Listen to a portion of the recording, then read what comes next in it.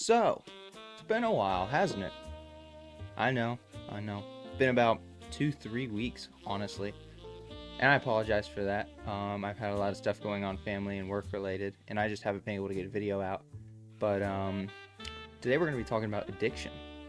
Yeah, sucking on that pen, doing weed, whatever it is. This isn't a pen, this is just a USB stick. But I wanted to start off by asking, what is an addiction or an addiction? And this is from the Cleveland Clinic. An addiction is a chronic, lifelong condition that involves compulsive seeking and taking of a substance or the performative of an activity despite negative or harmful consequences. And essentially what they're trying to say is, even though it's bad for you, you still indulge in it because you feel like you need to. Just to kind of dumb that down a little bit. And all this so far is from the Cleveland Clinic. And is it a disease? Yeah. I don't know how many of you knew that, but addiction is actually a disease. The American Society of Addiction Medicine, ASAM, defines addiction as a chronic brain disorder. Addiction doesn't happen from lack of willpower or as a result of making bad decisions. Your brain chemistry literally changes with addiction. So like the way your brain fires quite literally changes whenever you take a hit of the pen. Again, this isn't a pen. Or drink alcohol, or even just drinking like caffeine, something that would be considered harmless in moderation.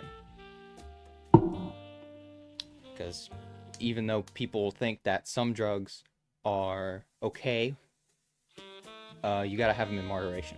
Like caffeine. Caffeine's a really good example. I drink caffeine. And one of the things about caffeine is that the limit, according to the National Drug Association, I believe, is 400 milligrams a day. That is your limit, your, thing. And sometimes I go over that, and I shouldn't. I really shouldn't.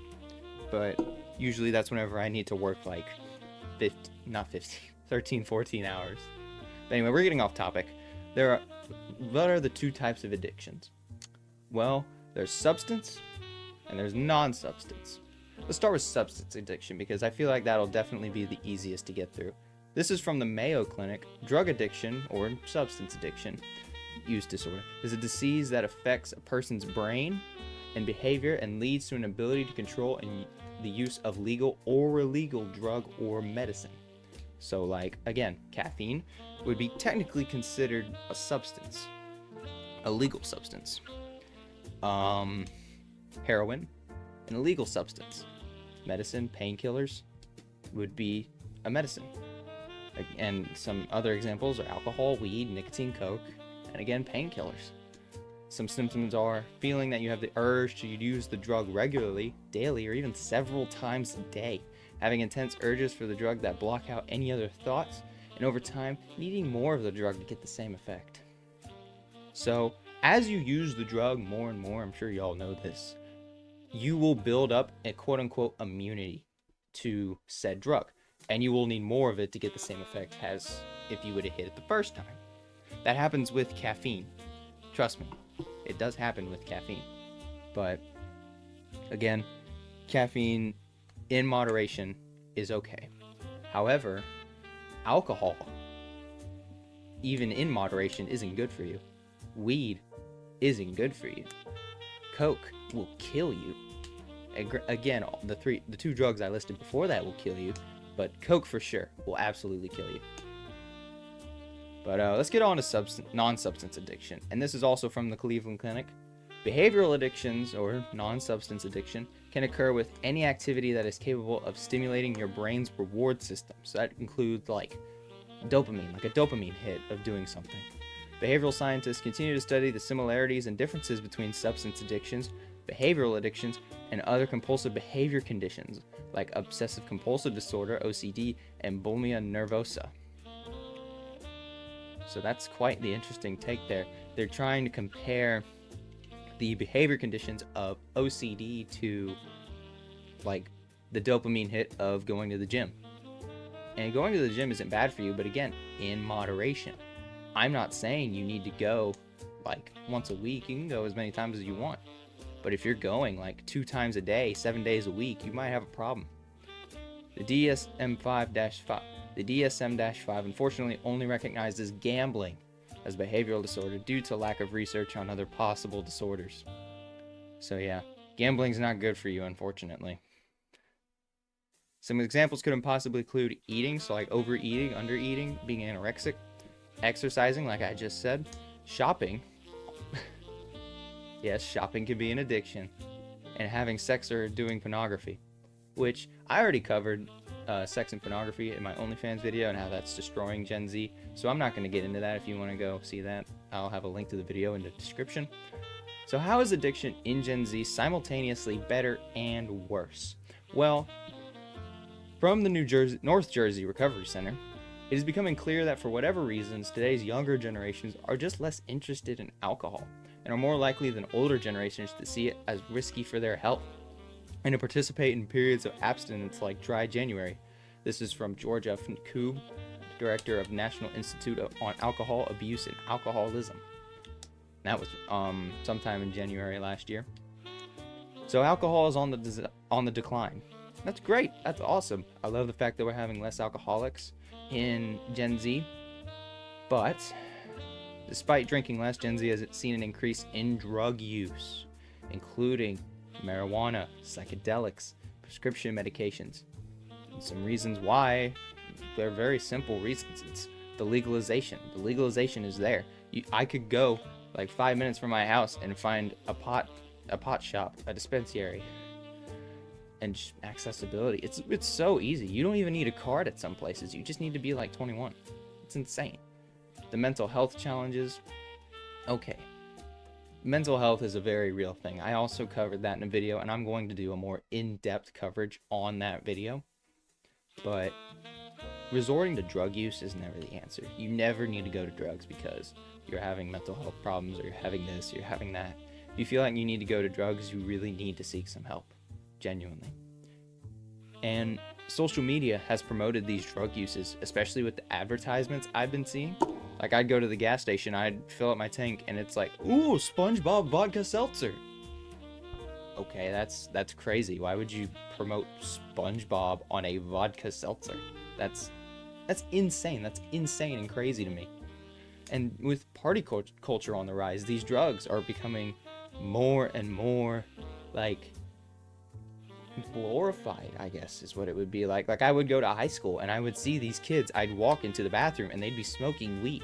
They wouldn't drink, which is good, but they're smoking weed in a school bathroom. Luckily, my senior year, they really cracked down on that kind of stuff. But again, it's terrible. It's terrible. And again, how they market them. They're like, oh, look at this cool drug. It's gonna make you see things and do things. Oh my god, yeah, this is so cool. No, it's not cool. It's just like with cigarettes. They weren't cool. They don't make you look cool. Cigars, they're bad for you and they look slightly cooler, but is it really worth the health risks? No, it's not. You're just trying to fit in? No, it's not. And these companies, they prey on the fact that you don't have the mental capacity to be like, oh, just because I don't fit in, I need to do these drugs in order to fit in. No. Everybody has their group of people that they need to go hang out with. Druggies, don't. No. Just no. Just don't. Don't indulge in that kind of stuff. But I'd like to bring up a third type of addiction that, with more and more research, has been shown in our youth specifically. I like to call it a technological addiction. So like on your phone, you want to doom scroll every 5 seconds. You want to go on Snapchat, check your DMs. You want to do whatever. It's really, people have been really addicted to that kind of stuff. And in some ways it affects us, our compulsive checking. So like, oh, no. Oh. Like you check it every 5 minutes, 5 seconds. And you're like, did I get a like? Did I get this? Did I get that? And it leads to like an anxiety almost. It leads to like, oh, I gotta get the hit. I gotta get it. You know what you look like? You look like a crackhead. You look like a freaking crackhead whenever you do that stuff. Ain't that crazy? You are fiending over your phone like you would over crack. That is insane to me. That is beyond like comprehensible in my head. Another way it affects us is it affects our sleep because of the dopamine hits from doom scrolling. You just want to sit there on your phone like this, just, oh, I'm gonna doom scroll Instagram. Oh, I'm gonna do scroll TikTok. Next thing you know, it's 2 in the morning and you have a test. So it affects our sleep. It affects it terribly. I've been a victim of it. Luckily, I have a very strict bedtime that I do. I go to sleep at 10 p.m. and I wake up at 6 a.m. Even on the weekends. I need to keep my sleep schedule consistent, and I don't go on technology past 10 p.m. so that way I can make sure I get a good night's sleep. And another way it affects us is whenever you're on your phone texting somebody, it is a lot easier to say what you want online than it is in the real world, which a lack of real world interaction affects our communication skills in person. I've noticed that a lot. I've noticed that whenever I'm with a group of people, they never want to talk like face to face, or if they ever have to talk to somebody, they're terrible at it. They're like, yeah, like, dude, just say what you want to say. It's not that hard. Just get off your phone and go talk to people. Go talk to people. Don't. I'm stuttering right now because I'm getting a little agitated at this, but go talk to people. Go interact. Go on a walk. Go to a rally if it's near you. Go to a protest. Interact with like-minded people so that way your communication skills will get better. Join a club. Go do something like that. But to wrap up everything, addiction is a real crisis in our youth. And even though alcohol may be on the decline, yeah, a news article can put that out there and be like, yeah, alcohol is on the decline. Yeah. What they're not going to say is, oh, but drug use is on the rise. Oh, but this and this is on the rise. They're not going to say that. They're going to say, oh, alcohol is on the decline. Great. No, it's not. Alcohol being on the decline is great.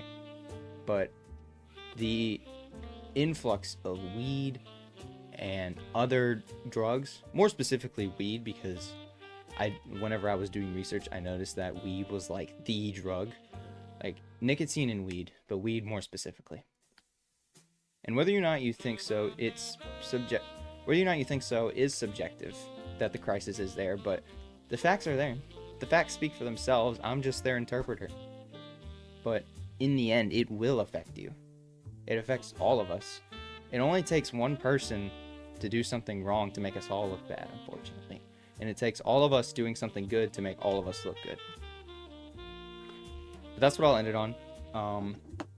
Addiction is definitely something that needs to be studied a lot more in our youth. It definitely needs to be something that is brought up a lot more in conversations about our youth. And yeah, that's going to be my addiction talk for the day. I do want to, I apologize for my stutters, but I do want to look at our calendar real quick because I have been looking at something real quick. So I have updated our calendar a little bit. As you can see right here, this is addiction. I can't zoom in, unfortunately. Oh wait, no, it's right here. God, the guy with technology is terrible with it. Here we go.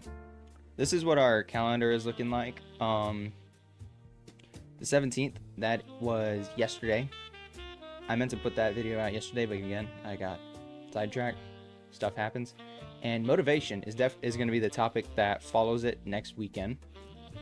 I also wanted to start putting out, I wanted to start doing shorts, just like little quick things, little tiny things that affect us. Like one thing that I really wanted to put out was a quick short on the housing market. Like just, oh, we can't do this, and here's what we can do to fix it. Just like a little quick minute short on YouTube or something. I'll do that weekly as well, and I want y'all's opinions on that before I start doing that. But anyway, thanks for watching. This has been a really good episode so far, and yeah, bye.